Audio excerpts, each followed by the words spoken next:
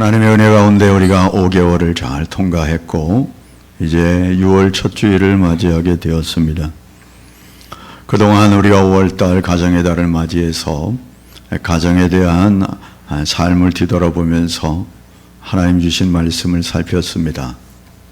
아이들에 대해서, 부모님에 대해서, 부부에 대해서, 그리고 가정에 대해서 다시금 우리가 올 한 해 주제로 돌아오게 되었습니다. 우리가 올 한 해는 구원의 즐거움을 회복하여서 차원하는 심령을 가지고 문영혼들을 하나님께로 인도하자, 그런 중심으로 달려가고 있습니다. 거기에 맞춰서 오늘도 본문 말씀을 살피면서 그런 은혜가 저와 여러분 가운데 넘치게 되기를 바랍니다. 오늘 우리가 읽은 말씀은 잘라서 읽었지만 9장 전체가 이 사건을 기록하고 있습니다. 잠깐 설명을 드리면 실로암 근처에 살고 있는 나면서부터 맹인이 있었습니다. 그런데 하나님께서 직접 그곳에 가셔서 놀라운 치유의 은총을 베풀어 주셔서 보게 되었다는 겁니다. 7장에서 주님께서 내가 세상의 빛이라 말씀하셨는데, 세상의 빛 되신 그분이 앞을 보지 못하는 사람을 보게 함으로 말미암아 정말로 그 사실이 사실이라는 사실을 상징적으로 보여준 사건이죠. 맹인으로 산다. 요즘 같으면 그래도 좀 나을지 모르겠지만 요즘은 점자도 있고 또 이렇게 지팡이를 가지고 다니기도 하고 또 발판에 이렇게 볼록볼록 이렇게 튀어나온 것들이 있어서 그리 걸어가도록 유도하고 안내하는 그런 시스템이 되어 있지만, 예수님 당시에는 어디 그런 게 있었겠습니까? 그저 누가 데려다 주면 그 절에 앉아가지고 구걸하면서 살아가는 것이 그의 인생 전체였을 것입니다. 그런 절망적 인생이 환희로 변하게 되었다. 이 환희라고 하는 것은 큰 기쁨, 큰 소망을 만나게 되었다. 그런 의미에서 오늘 본문을 살피면서 절망에서 환희로, 그렇게 제목을 삼았습니다. 세 가지 말씀을 드리려고 합니다. 첫째는 인생들의 절망적인 모습을 살피고, 그 절망의 모습 속에서 주님이 실로암으로 보내시는 그 모습도 살피면서, 마지막 절망이 점차 환희로 변해져 참으로 놀라운 환희를 만난 그 사건들을 우리가 살펴보려고 합니다. 먼저 1절, 2절 말씀을 읽어보겠습니다. 예수께서 길을 가실 때 날 때부터 맹인된 사람을 보신지라.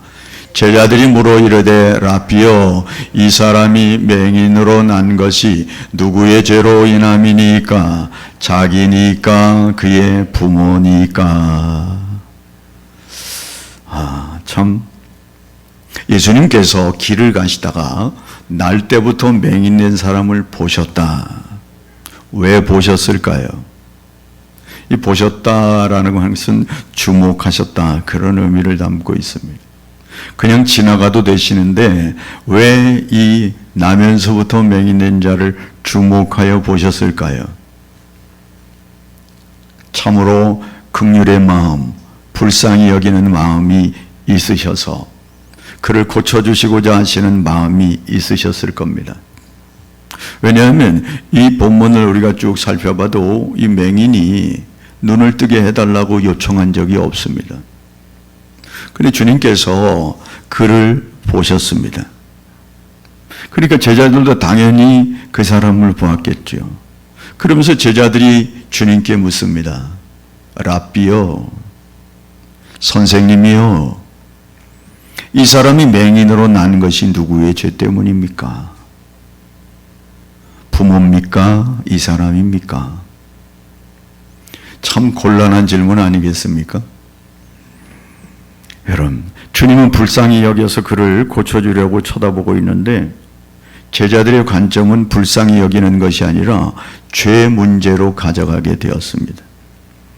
누구 죄 때문입니까? 이렇게 묻는 것은 당시의 문화가 그랬다는 것을 말하는 거죠. 당시에 어떤 불행을 겪고 있는 사람을 보게 되면 저 사람이 도대체 무슨 죄를 지어서 저런 불행을 겪고 있는가, 그렇게 판단하는 것이 당시의 문화였기 때문에 주님을 따라가는 제자들도 선생님, 이건 누구 죄 때문입니까? 그렇게 묻고 있는 거죠. 여러분, 이 관점은 그 당시나 오늘이나 비슷합니다. 저와 여러분에게도 있는 거 아닙니까? 자녀들이 앞길이 제대로 열려지지 않는다든지, 사업이 제대로 펼쳐지지 않는다든지, 아니 때로는 암에 걸린다든지, 이게 다반사일 때 우리는 그런 상황들을 바라보면서 누구 죄 때문이야? 혹시 하나님 앞에 잘못한 거 없을까? 말은 하지 않아도 그런 생각들을 갖고 있지 않습니까? 이게 인생들의 못된 심성이죠. 여러분, 여기에 보면 23절 살피면 이미 이 사람이 장성했다고 표현되고 있습니다. 그가 어린 맹인이 아니라 장성한 맹인이었습니다. 초두에도 말씀을 드렸지만 당시의 환경이 맹인이 살아가기에는 참으로 거친 환경이었지 않겠습니까?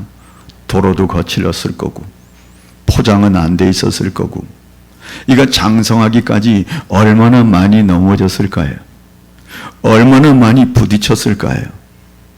무릎이 깨지고 이마가 터지고 먹을 것이 없어서 여러 열악한 형편 속에서 누가 던져줘야만 먹을 수 있는 참으로 고통 가운데 살아가고 있는데 누구 죄 때문이냐고 이렇게 묻고 있으니 더 기가 막힌 거 아니겠습니까? 원인을 모릅니다. 내가 왜 맹인으로 태어났는지, 그의 부모님들도 너무나 답답하기 짝이 없습니다. 아무리 살펴봐도 내가 이 아이를 맹인으로 태어나게 한 어떤 죄를 지었는지 상상할 수 없는 그런 상황이 있는데도 불구하고 늘 따가운 눈총으로 도대체 저 부모는 무슨 죄를 지어서 아이를 저렇게 맹인으로 태어나게 했을까? 항변할 수가 없었습니다. 왜냐하면 당시의 문화였기 때문에 그저 수긍하고 받아들일 수밖에 없고 눈물을 삼키면서 그 아이를 끌고 다닐 수밖에 없는 그런 형편이었지 않았겠습니까?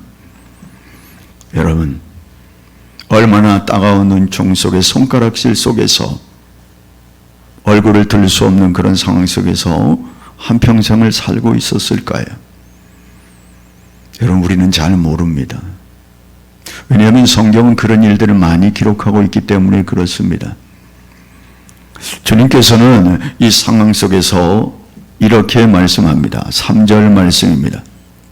예수께서 대답하시되 이 사람이나 그 부모의 죄로 인한 것이 아니라 그에게서 하나님이 하시는 일을 나타내고자 하심이라. 아멘. 그런 거 아니야. 죄 때문에 그런 거 아니란다. 그런 관점으로 바라보지 말아라. 물론 어떤 불행은 죄로 말미암아 오는 것일 수도 있습니다. 그걸 전혀 배제하는 것은 아니지만 오늘 여기에 앉아있는 이 사람은 그것과 다르다고 말씀하는 거죠. 여러분, 우리가 잘 아는 욥 알지 않습니까? 욥이라고 하는 사람은 동방에 살고 있는 아주 거부였습니다. 하나님 앞에 얼마나 경건하게 살았는지 모릅니다. 당대에 그런 의인이 없다고 칭찬할 정도로 대단한 사람이었습니다. 아이들 생일 때가 되면 모여서 잔치를 하면서 아이들이 혹시 죄를 지었을지 모른다고는 가정을 가지고도 하나님 앞에 회개를, 그런 재단을 쌓았던 정말 믿음의 사람이었습니다. 그런데 어느 날 갑자기 환난이 찾아왔습니다. 자식을 다 잃어버렸고요. 재산은 다 도둑질 당했고요. 자신의 몸은 완전히 요즘으로 말하면 만신창이가 되었습니다. 그 상황 속에서 그의 아내는 하나님을 저주하고 죽으라고 한 그런 상황까지 이르게 되었지 않습니까? 이런 소문을 듣고 그의 친구들이 찾아왔습니다. 친구들이 뭐라고 말합니까? 너 도대체 하나님께 무슨 죄를 지어서 이런 어려움을 당하느냐고 친구들도 그렇게 얘기하지 않습니까? 욥이 얼마나 답답했을까? 욥이 얼마나 억울했을까? 그런 거 없었는데, 그런데 친구들이 잘못 알은 거 아닙니까? 하나님의 놀라운 섭리 가운데 욥에게 그의 믿음을 시험할 뿐만 아니라 그의 신앙의 삶을 더욱더 성장시키셔서 배나 축복하시는 그런 은혜를 내려주시지 않습니까? 그러므로 우리는 잘 몰라요. 판단하면 안 된다는 겁니다. 오늘 주님께서 그 말씀을 하시는 거예요. 죄 때문이 아니야. 이런 불행을 꼭 죄와 연관시켜서는 안 된다. 도리어 하나님의 영광을 드러내는 일이 된다고 말씀하시면서 우리가 결론을 잘 알듯이 실로암에 가서 씻으라 하고 그가 깨끗함을 받고 정상인이 되었습니다. 할렐루야. 정말 얼마나 기쁜 일이겠습니까? 태어나면서부터 맹인이 되어서 장성할 때까지 아무것도 보지 못하고 수없이 넘어지며 터지면서 그렇게 살았던 그의 생애가 환하게 열렸습니다. 기적의 은혜가 임했던 것이죠. 걸으며 뛰며 주를 찬양하는 그런 상황을 맞이하게 되었는데 호사다마라, 여러분 그 뒤에 더 안 좋은 일이 생겼습니다. 아니 회복되어서 눈을 떴는데 정말 기뻐 뛰며 온 가족이 잔치를 벌려도 시원치 않은 그런 기쁨 속에 있었는데 아주 또 다른 절망이 찾아오게 되었습니다. 그게 뭔가? 그 눈 뜨게 된 거 어떻게 뜨게 됐는가? 거기에 대해서 시비를 거는 사람들이 있었습니다. 지도자인 종교 지도자 바리새인들이었습니다. 여러분 그들은 이 사건이 어떻게 진행됐냐, 눈 뜬 것에 대한 관심이 아니라 누가 그랬냐, 언제 했느냐, 여기에 초점이 있었습니다. 그리고 살펴보고 이들을, 이의 가족, 아니 이 맹인 눈 뜬 이 사람을 출교시켜 버렸습니다. 여러분 출교시킨다고 하는 것은 이제 우리 교회에 나오지 말도록 조치하는 것입니다. 여러분 공교회가 한번 어느 교회에서 출교를 당하면 원래 어느 교회든지 갈 수가 없어야 됩니다. 그런데 요즘은 그렇지 않죠.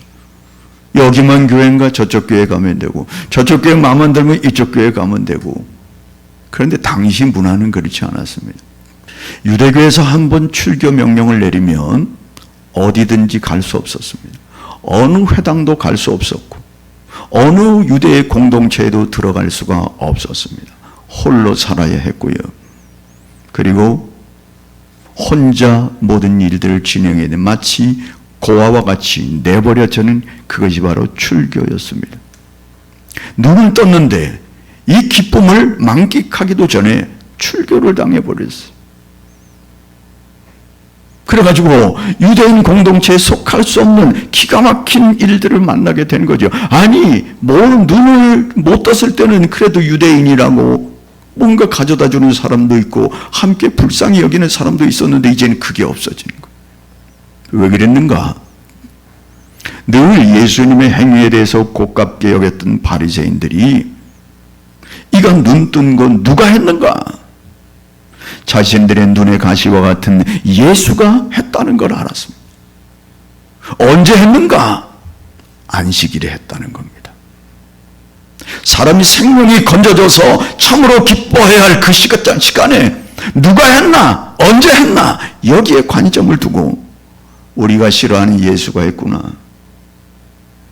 안식일을 범했구나, 거기에 관점이 있었다는 거죠.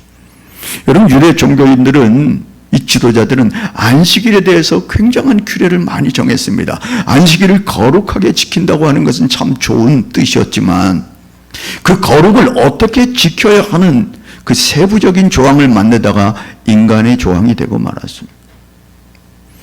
예를 들면 등잔에 기름이 떨어져서 불을 켤 수 없어도 안식일에는 기름을 넣을 수가 없었습니다. 그리고 예루살렘에서 얼마까지 걸어갈 수는 있어도 그 이상 걸어가면 일하는 것이 되어서 죄로 정죄되었습니다. 기록에 보면 손톱이나 수염도 깎으면 안 되었습니다. 일하는 것이 되어서 얼마나 사람들을 옥죄고, 안식일이 우리를 위해서 주어진 것인데 규례로 말미암아 사람을 꼼짝달싹 못하게 만든 것이죠. 생명이 위독한 환자만 치료할 수 있었습니다. 그런데 지금 주님이 안식일에 진흙을만 개어가지고 그 사람 눈에 발라주고, 그리고 실로암에 가서 씻으라고 하는 이 모든 행위는 안식일을 범해도 심하게 범한 것이 된 것이었습니다. 그래서 그들은 나은 것에 대해서, 빛을 본 것에 대해서는 전혀 관심이 없고 자신들의 율례를 거부했다, 지키지 못했다고 하는 것 때문에 출교시켜버리고 말았습니다. 여러분, 출교할 때는 여러 방법이 있었는데 당시에는 매를 몇 대 때려가지고 그렇게 출교하는 경우도 있었고요. 그리고 어떤 때는 재산을 다 몰수하고, 그리고 어떤 때는 자신의 공동체에서 완전히 멀리 떨어버리는 그러한, 이웃을 만나지 못하도록 하는 실제적인 처형이 바로 출교였습니다. 그런데 그가 출교를 선언받게 된 것이죠. 누구든지 예수 그리스도를 메시아로 여기는 자들은 출교한다, 그런 내용도 적혀 있었기 때문에, 여러분, 그러면서 그들은 18절 19절에서 이렇게 따지고 있습니다. 유대인들이 그가 맹인으로 있다가 보게 된 것을 믿지 아니하고 그 부모를 불러 묻되, 이는 너희 말에 맹인으로 났다 하는 너희 아들이냐? 그러면 지금은 어떻게 해서 보느냐? 아니, 부모님들을 불러가지고 이 눈을 떤 이 상황에 대해서 지금 묻는 겁니다. 뭐라고 묻는다고요? 야, 네 아들 태어날 때부터 못 봤다면서, 근데 지금 보는 건 무슨 일이야? 그 말을 타고 치는 거는 원래부터 봤던 거 아니야? 이런 겁니다. 태어날 때부터 보지 못한 게 아니라 너 좀 실눈 떴던 거 아니야? 그래가지고 지금은 제대로 보고 있는 거 아니야? 아니, 더 나가서는 태어나면서부터 맹인이 아니라고 말해라, 그런 강요 섞인 그런 압력이었습니다. 마치 이것을 사기로 만들어 버리려고 하는 그런 계획들을 가지고 있다는 겁니다.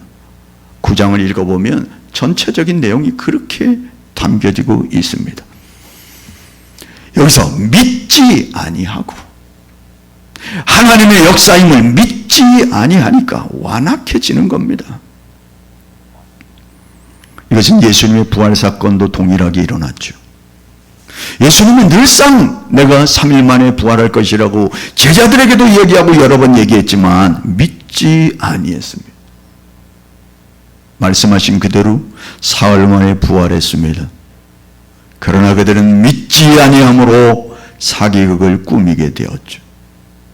군병들을 불러다가 돈을 주면서 훔쳐갔다고 전해주어라, 소문내라. 여러분, 믿지 아니하는 사람들의 완악함은 예나 지금이나 동일합니다. 버스킹 전도로 사모님들이 얼마나 찬양을 예쁘게 했는지 몰라요. 상가에 있는 사람들이 나와서 구경하면서 너무 아름답다고 저한테도, 목사님, 찬양이 너무 아름다워요. 근데 어떤 사람은 와서 시끄럽다고 경찰에 신고한다는 거예요. 아니, 똑같은 찬양을 들으면서 그렇게 센 것도 아닌데, 은은하게 들렸었는데, 제 귀에만 그렇나요? 옆에 사람들 그랬는데 믿지 아니하니까.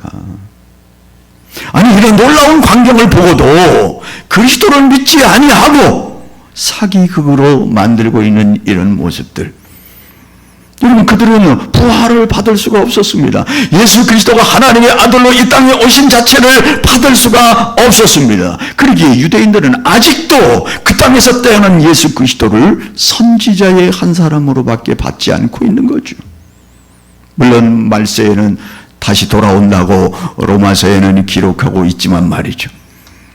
저와 여러분은 왜 은혜인지, 하나님이 예수 그리스도로 이 땅에 오신 것이 믿어지고, 그가 십자가에 죽으시고 부활한 사건이 믿어지는 이런 은혜를 받고 있는데, 우리는 오늘도 사도신경을 고백했습니다. 이건 하나님의 은혜가 아니고서는 있을 수 없는 일이죠. 왜요? 당시에 보고 있는 사람들도 믿지 못하고 있는 상황 속에서 하나님의 은혜로 믿음을 받아 우리는 보지도 않고도 예수 그리스도를 구주로 섬기고 믿고 있으니, 할렐루야! 하나님의 은혜가 아닐 수 없죠. 여러분, 인생이 만나는 알 수 없는 절망적인 불행들을 어떻게 바라보아야 하는가? 우리에게 새로운 시각을 주고 있습니다. 물론 죄 문제도 있을 수 있지만 다 그런 거 아니다. 제자들의 관점을 바꾸어 주면서 그를 뜨게 해주시는 주님의 은혜. 여러분, 하나님의 뜻을 헤아리는 기회로 만들어야지. 어떤 불행이 찾아왔을 때 이것이 무슨 죄 때문인가를 생각한다고 하면 자신의 죄가 생각나면 회개하면 되고, 만일 그렇지 않다고 하면 하나님께 영광 돌리는 기회가 되는 줄로 믿고 하나님의 뜻을 찾아 그리고 하나님께 엎드리는 것이 저와 여러분의 자세가 되어야 할 줄로 믿습니다. 시편 50편 15절 말씀입니다. 환난 날에 나를 부르라. 내가 너를 건지리니 내가 나를 영화롭게 하리로다. 할렐루야. 환난은 우리가 하나님을 영화롭게 하는 그런 아름다운 기회가 될 수 있음을 기억하시기를 바랍니다. 두 번째, 실로암으로 보내시는 주님의 모습입니다. 여러분, 주님이 이렇게 눈을 뜨게 한 이 사건은 주님이 누구인가를 보여주는 사건이었습니다. 우리가 이사야 29장 18절 말씀입니다. 함께 읽어보겠습니다. 그날에 못 듣는 사람이 책의 말을 들을 것임. 어둡고 깜깜한 데서 맹인의 눈을 볼 것이며. 아멘. 여러분, 그날이 언제냐? 주님이 오시는 날을 말이에요. 이사야 선지자가 주님이 오시는 날 어떤 일이 일어나는가? 맹인이 볼 것이라고 예언하고 있어요. 그러니까 주님이 지금 이 일을 행하시는 것은 이사야 선지자가 예언한 그가 바로 나다라고 하는 것을 보여주는 사건이었습니다. 그는 이미 성경대로 오셨어. 이미 성경의 말씀들을 하나하나 준행하고 있고 하나님의 뜻을 행하고 계시는 중이었습니다. 그런데 그것을 받지 못하고 이상한 일로 여기는 그들인 것이죠. 7절 말씀 읽어보겠습니다. 이르시되 실로암 못에 가서 씻으라 하시니, 실로암은 번역하면 보냄을 받았다는 뜻이라. 이에 가서 씻고 밝은 눈으로 왔더라. 할렐루야. 여러분, 이 요한복음은 요한 사도가 기록했습니다. 요한 사도가 기록하면서 실로암 못에 가서 씻으라 하셨다는 거예요. 그런데 희한하게, 이상하게 가로쳐놓고 실로암은 번역하면 보냄을 받았다는 뜻이라 가로 닫고. 여러분, 이거는 우리가 읽을 때에 실로암은 그런가 보다라고 읽을 수는 있는데 당시에는 굳이 쓸 필요가 없었습니다. 왜냐하면 실로암은 누구나 다 알고 있는 연못이었거든요. 이 실로암은 우리가 잘 아는 대로 히스기야가 아수르에게 포위되면서 나중에 물을 공급받지 못할 것 같아서 밖에 있는 기온샘에서 물을 끌어들여서 예루살렘 안으로 실로암으로 끌고 온 겁니다. 지금도 성지순례를 가면 그 기온에서부터 이 실로암까지 가는 이 수로를 걸어갈 수 있도록 만들어놨어요. 사람이 머리를 딱 숙여가지고 몸을 쭈그리고 이러고 앞만 보면서 시커머니까 깜깜하니까 앞만 보고 이렇게 걸어가도록 한번 실로암을 통과해 볼 수 있는 그 수로를 히스기야 수로라고 말합니다. 그 수로를 걸어갔다 올 수 있도록 그렇게 배려해서 저도 성지순례 가서 거기를 이렇게 쭈그리고 쭉쭉쭉 이렇게 걸어갔다 나온 기억이 있습니다. 히스기야가 예루살렘 성이 포기되었을 때를 가정해서 밖에 기온샘의 물을, 거기는 이 흙들이 사암이라서 조그만 날카로운 가지고 이렇게 파면 그냥 흙이 무너지고 그리고 팔 수 있는 그런 흙들이거든요. 그래 파가지고 예루살렘 성으로 들어오도록 그렇게 만들어서 실로암이 정착지입니다. 거기에 도착하면 거기에 사람들이 손도 씻고 거기서 물도 길고 이렇게 하도록 만든 거예요.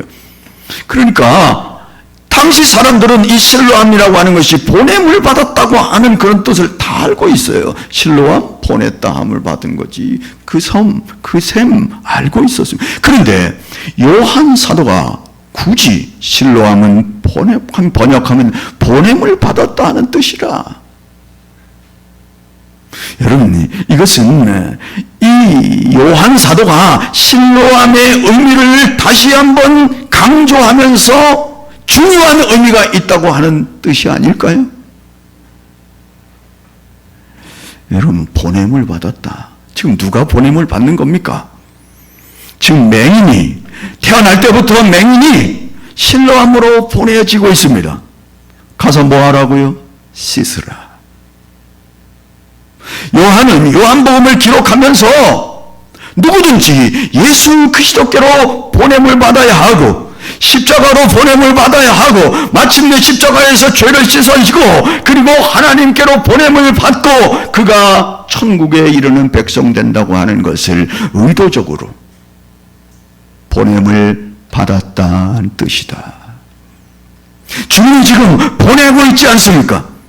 그리고 그곳에서 씻음을 받고 있지 않습니까? 그리고 눈이 떠지는 역사를 만나게 되었습니다.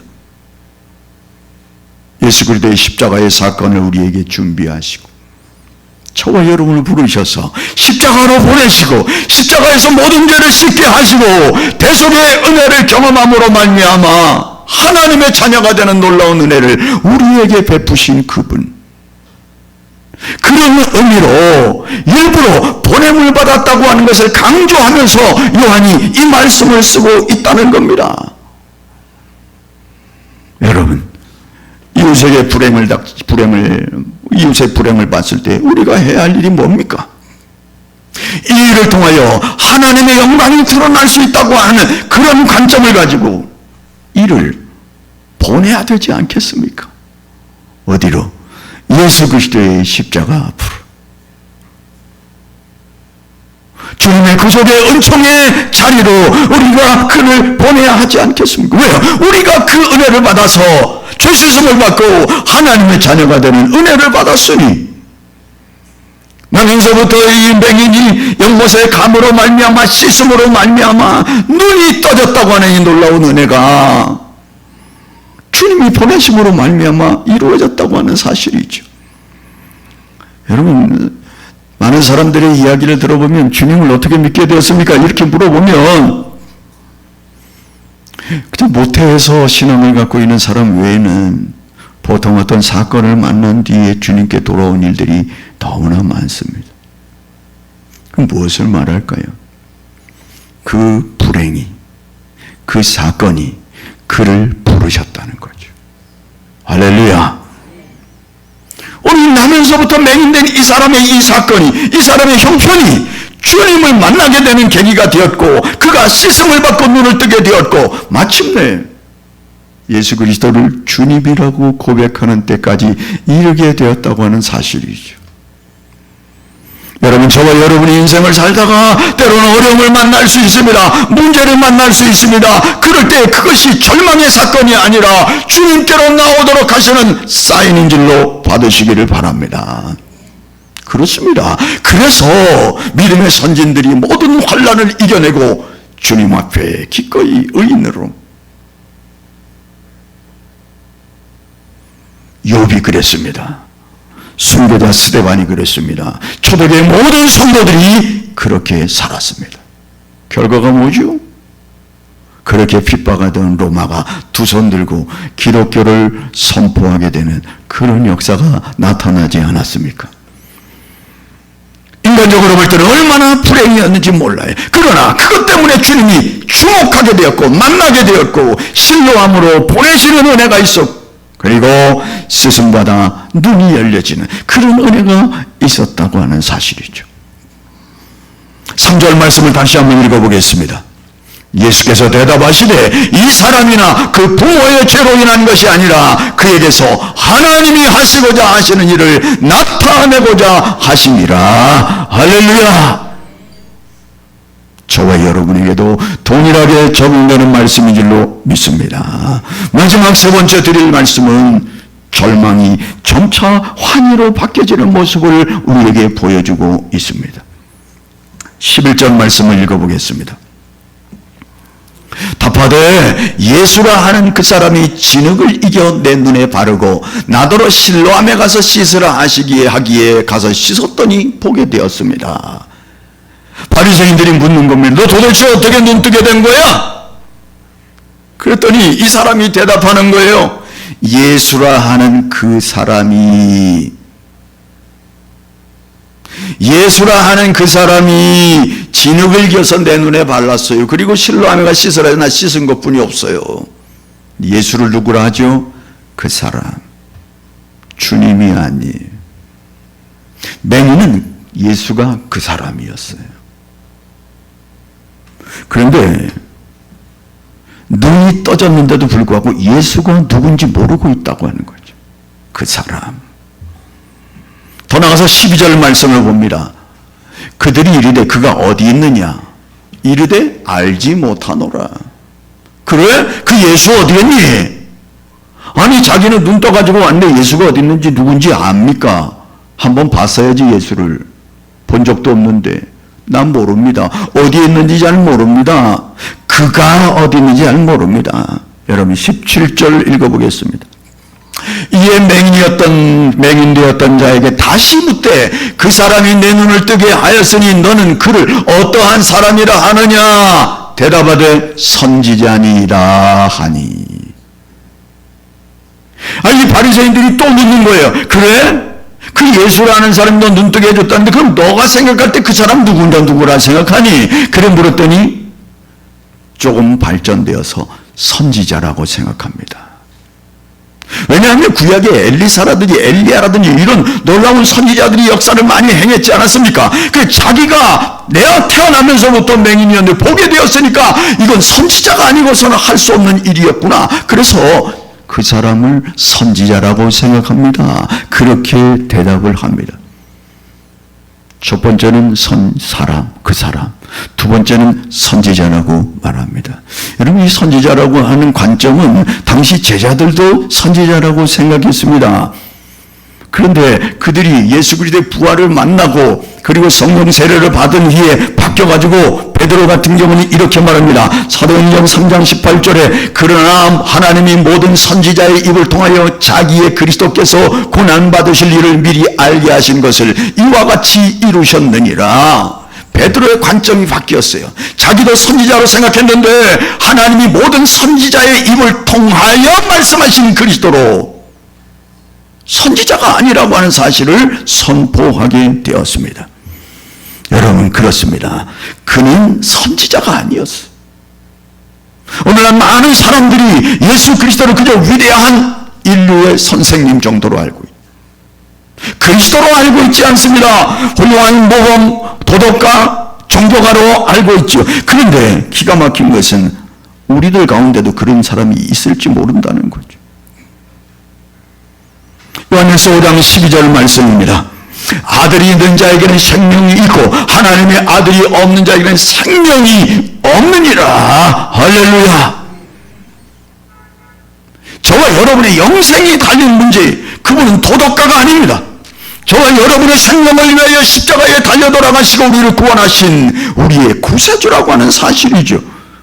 많은 사람들은 그렇게 받아도 괜찮습니다. 위대한 성인이고 4대 성인 중에 한 사람이라 할지라도 저와 여러분은 그로 말미암아 구원 얻었기 때문에 하나님의 아들로 고백하는 저와 여러분의 믿음 되시기를 바랍니다. 여러분 베드로가 마태복음 16장 16절에 이렇게 고백하지 않습니까? 시몬 베드로가 대답하여 이르되 주는 그리스도시요 살아계신 하나님의 아들이십니다. 선지자가 아니었다는 거죠. 여러분 그리고 나서 그가 또 대답을 합니다. 31절에 이렇게 대답합니다. 하나님이 죄인의 말을 듣지 아니하고 경건하여 그의 뜻대로 행하는 자의 말을 들으시는 줄을 우리가 아나이다. 이건 맹인이 하는 얘기예요. 눈 뜬 다음에 하나님은 죄인의 말을 듣지 않지 않습니까? 그런데 그 사람의 말을 듣고 내 눈이 떴는데 그 사람이 누구냐? 경건하여 하나님의 뜻대로 행하는 자.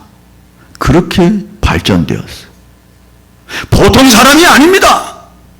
그 사람은 경건하여 하나님의 뜻대로 살아가는 사람, 행하는 사람, 선지자였습니다. 이렇게 고백하고 있다는 거죠. 여러분 34절 읽어보겠습니다. 그들이 대답하여 이르되 내가 온전히 죄 가운데 나서 우리를 가르치느냐 하고 이에 쫓아내어 보내니라. 이 말을 듣고 나니까 이 바리새인들이 속이 상했어요. 뭐라고? 예수를 저렇게 평가하다니, 그래가지고 화가 나가지고 쫓아내버렸다. 이게 바로 출교했다 그 말이에요. 끝났어요. 이제 눈은 떴지만 공동체에서 완전히 끝나는 상황이, 왜? 지도자들이 선포를 했기 때문에 끝난 삶이었습니다. 그런데 35절에 37절 말씀 읽어보겠습니다. 예수께서 그들이 그 사람을 쫓아냈다 하는 말을 들으셨더니 그를 만나사 이르시되 네가 인자를 믿느냐? 대답하여 이르되 주여 그가 누구시오니까? 내가 믿고자 하나이다. 예수께서 이르시되 네가 그를 보았거니와 지금 너와 말하는 자가 그이니라. 할렐루야. 좋으신 하나님. 바리새인들이 쫓아냈다고 주님이 그를 만나셨어요. 찾아가셨어요. 그 사람 어디 있느니? 쫓겨나 출교당한 그 사람 어디 있니? 찾아가서 만나주시고 그에게 말하는 거예요. 야, 너 인자를 믿니? 아니 누군지 내가 알아야 믿지요. 나 믿고 싶습니다. 그랬더니 지금 네 앞에 있잖아. 지금 너와 이야기하는 그가 바로 하나님의 아들 예수 그리스도야. 그렇게 지금 이야기해 주시는 겁니다. 여러분, 그럴 때 38절에 우리가 읽은 말씀 고백입니다. 읽습니다. 이르되 주여 내가 믿나이다 하고 절하는지라. 아멘. 그 사람에서, 선지자에서, 그리고 경건한 자에서 마침내 주님이라고 고백하게 되는, 절망에서 점차 환희로 옮겨져 극에 달한 주님이라고 고백하게 된 이 환희를 경험하게 되었다고 하는 사실이죠. 여러분, 바리새인들은 그저 정죄하는 데 관심이 있었습니다. 지옥에 보내는 거기에만 관심이 있었습니다. 여러분, 그러나 주님은 그러지 않았어요. 소외된 자를 찾아가셔서 참복자이심을 보여주셨습니다. 그리고 그의 영혼의 눈까지 띄어지도록 육신의 눈을 뜰 뿐만 아니라 영혼의 눈을 뜨게 하셔서 그가 바로 지금 이 앞에 서 있는 구주라고 하는 사실을 가르쳐 주셨습니다. 이사야 42장 3절입니다. 상한 갈대를 꺾지 아니하시고 꺼져가는 등불을 끄지 아니하시고. 아멘. 요한복음 6장 37절입니다. 아버지께서 내게 주시는 자는 다 내게로 올 것이요 내게 오는 자는 내가 결코 내쫓지 아니하리라. 할렐루야. 누구든지 너희들이 쫓아내서 감히 찾아가셔서 내가 너의 목자란다, 내 품에 안기라고 말씀하시는 이 하나님의 은혜죠. 찾아가시는 하나님이었습니다. 사마리아 우물가에 찾아가신 그분. 여러분, 주님이 부활하셨는데 부활하신 것도 모르고 그저 십자가에 죽은 것으로 끝났다고 절망하고 엠마오로 내려가는 두 제자에게 찾아가신 주님. 그래서 성경을 밝히 알려주시고 주님이 부활하셨다는 걸 깨닫게 하고 다시 예루살렘으로 올라가게 하셨던 그분. 요한복음 21장에 보면 예수님의 십자가의 사건으로 절망한 예수님의 제자들이 그저 갈릴리에 다시 본업으로 돌아가 헛금을질하고 있을 때 주님이 찾아가셔서 내가 나를 사랑하느냐 말하시고 다시금 사명을 남겨주셨던 그분.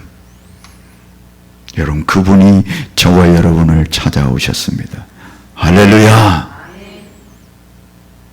여러분, 저와 여러분의 영안을 열어주시고 영적인 눈을 열어주셔서 예수 그리스도가 그저 위대한 성인이 아닌 하나님의 아들 나를 위해 십자가에 달려 돌아가신 구주라고 하는 사실을 우리가 믿게 되었으니 오늘 이 나면서부터 맹인된 자, 죄와 허물로 죽었던 저와 여러분이 그분이 찾아오심으로 말미암아 영안이 활짝 열려 하나님의 자녀가 되는 이 놀라운 사실, 여러분 아직도 그분을 모른다면 우리가 이렇게 기도해야 합니다. 시편 119편 18절 말씀입니다.